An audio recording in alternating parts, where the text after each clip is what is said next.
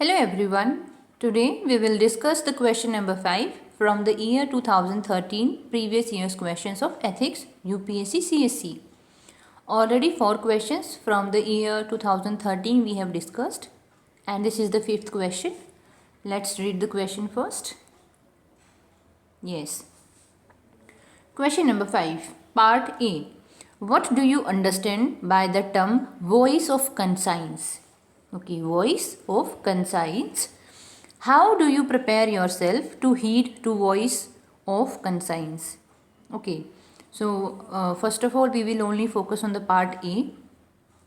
The demand of the question is like this, that what do you understand, what do you mean by this particular term voice of conscience, and how you will prepare yourself that you listen to that voice. Okay, it's mean why it is necessary that you should listen that voice. What is the speciality in that voice?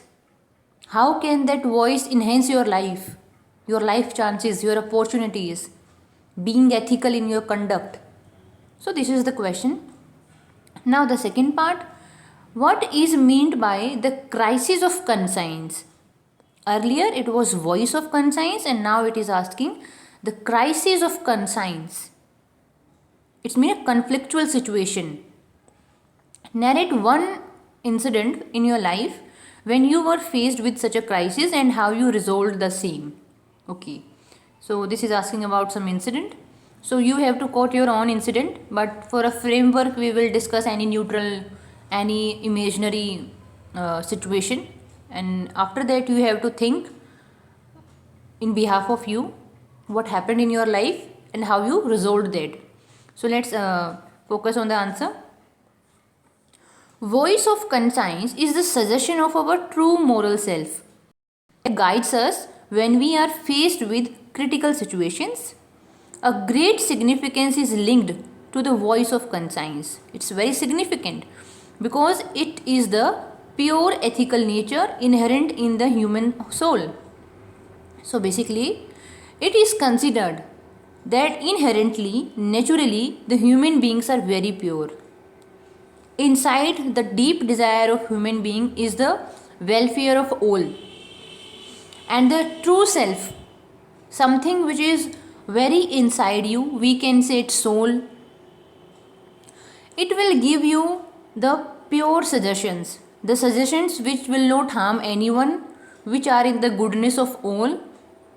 And when we are in any critical situation, they will help us. This voice will help us. This is the voice of our soul, which comes from inside.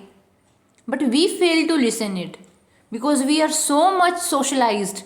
We are so much conditioned into the worldly things that we think a lot and then we take a decision. For example, if any road incident happened and a person who is severely injured lying on the road, at very first instance a feeling will come inside you to help her, to help him.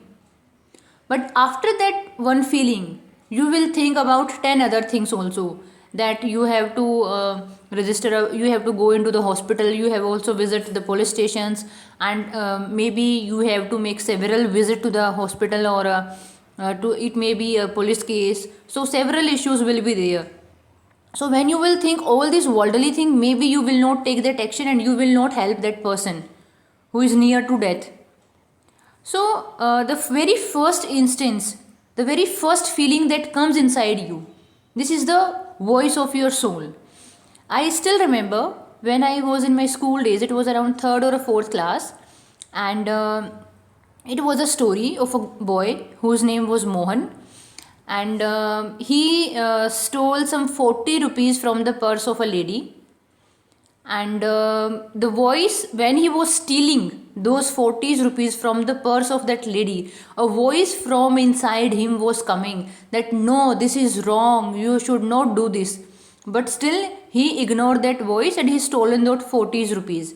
But he was not able to sleep for the next 2 to 3 days or nights, because that feeling inside him was continuously running in his mind that you have done something wrong. It is the voice of your conscience. And finally, he gave those 40 rupees to that lady and he said sorry also. So this is a lesson which we learned in our 4th standard.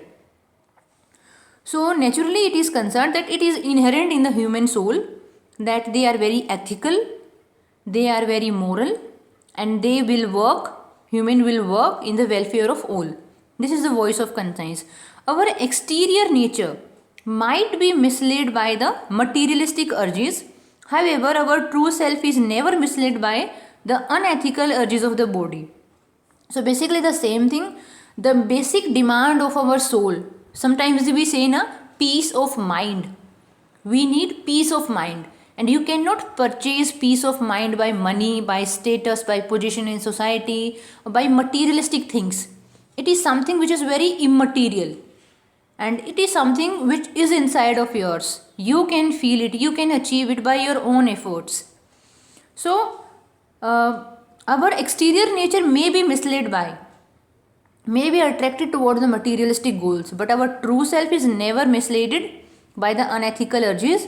Now the entire game is upon you, that are you able to listen yourself, or you are so much socialized, you are so much conditioned in the materialistic thing that you are not able to listen yourself, and even if you listen then you ignore. And this practice of ignorance has become so strong that you are totally deaf from inside. Now there is no voice of conscience. So it depends upon the action of a human being. Thus the significance of voice of conscience lies in the guiding our action and behavior on the right path. Obviously, if you have developed a habit that you listen yourself, you analyze whether it is wrong or right. And one more thing is also, if you don't listen yourself and you do take a lot of actions, a point will come where conflicts will be inside you. You will not have that peace of mind and stability inside you, or inner happiness inside you.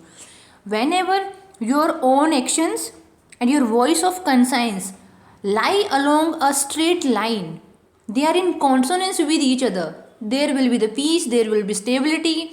You will take the actions which are in the welfare of all. You will be a good administrator, you will be a good family person, you will be a good friend, good husband, good wife. Everything will happen happy.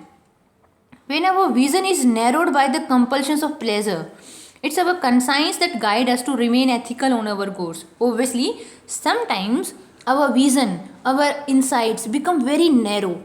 We think only about materialistic thing or some one or two goal. But our inner conscience, which established in ourselves from the nature of being human, it helps us to be ethical, to helpful for others also. And we will not be narrowed by any materialistic thing in our life. So this is the significance of the voice of conscience. Human beings are necessarily moral ethical beings. So naturally, it is the mother nature who has blessed us with this cerebral capability, the thinking ability, analyzing ability. Because we the human can analyze, we can think, we can take actions. This capacity is not blessed to other animals on this planet. Because their actions are motivated by the long-term considerations of good of all, and this is the source of voice of conscience. Yes, naturally we are very ethical, we are moral, we are motivated by the long-term considerations. We always think in long term if we listen ourselves. And all these things which are blessed by the mother nature, being having the cerebral capabilities, thinking ability, analyzing capability, this is the source of our voice of conscience. It is not every time we abide by our voice of conscience. However, in order to be ethical, it is necessary we should be abide by it. To do so, we must listen ourselves, reflect what is ethical in a given situation, and we should not hesitate. We must reflect on our decision, evaluate it, whether it is good or it is bad for others. One must never shun one's voice of conscience. We should never ignore it. By doing so, one exposes one's higher self and degrade one's soul. Only a self-reflective person can heed to the voice of conscience.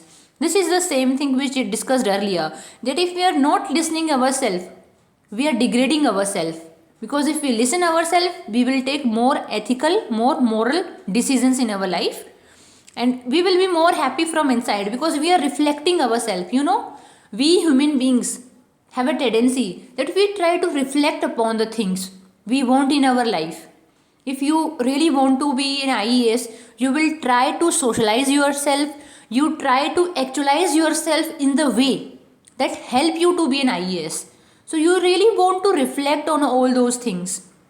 Similarly, if you self-reflective person, that all the things which are inside you and you are working according to that urges, you are working according to your inner urges, inner demand, you will be the most happiest person, because there is a consonance within your soul, within your body, within your emotions, within your actions.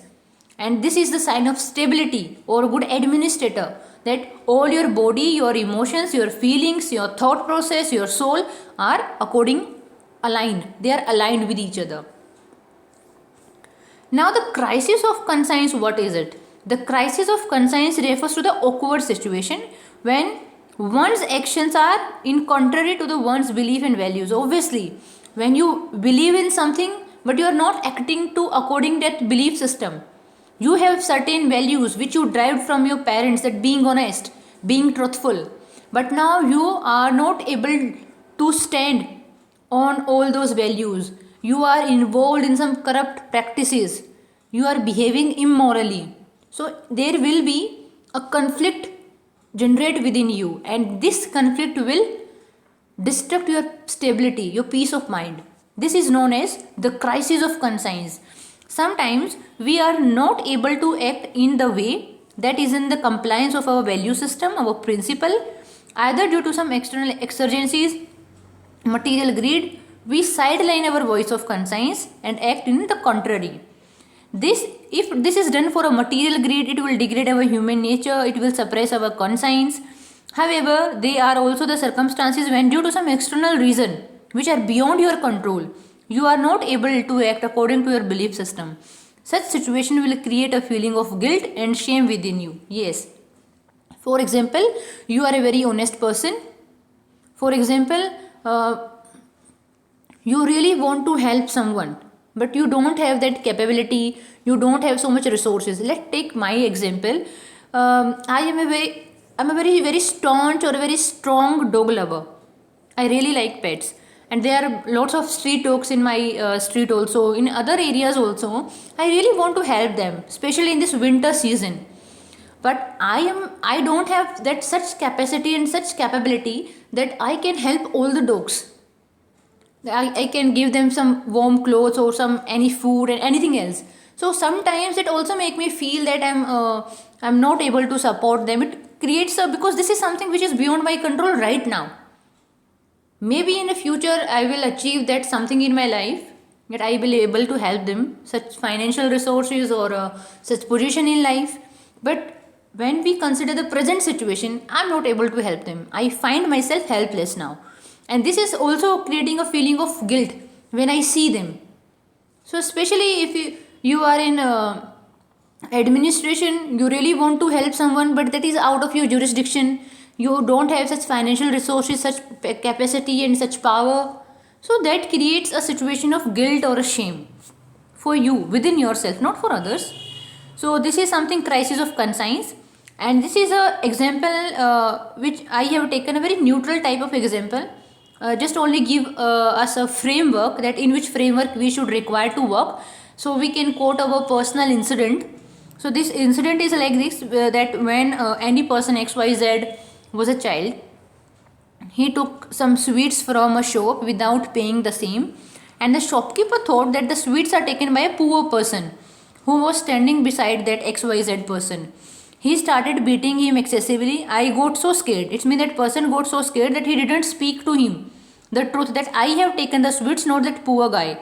Even though I wanted to save that person from that misery, because he has not committed anything which was given to him by my fault. I really want to tell, but I was scared. So my voice of conscience suppressed because of the fear of being bitten by the shopkeeper. So it is an incident. A boy taken some sweets. Shopkeeper thought a poor guy has taken, and shopkeeper start beating that person. this little child really want to tell that no, please don't beat him. It is not his fault. So his inner conscience, his inner goodness was saying this, that tell to the shopkeeper, but he was not able to tell because he was scared. So fear has taken the place of voice of conscience. So this is an example. You can think about a more appropriate example from your own life, from another examples. This is just only a framework. So this is the question about the voice of conscience, that we should listen it for a life, for a betterment of life, for betterment of administration, for betterment in every field of life. So this is our question number 5. Next time we will discuss the question number 6 from the 2013 year. Total 8 questions have been asked from the year 2013 theoretically. Case studies we will discuss later. After the year 2013, we will cover the 14, 15, 16, 17 and so on till the 2020. So thank you guys. Have a nice time.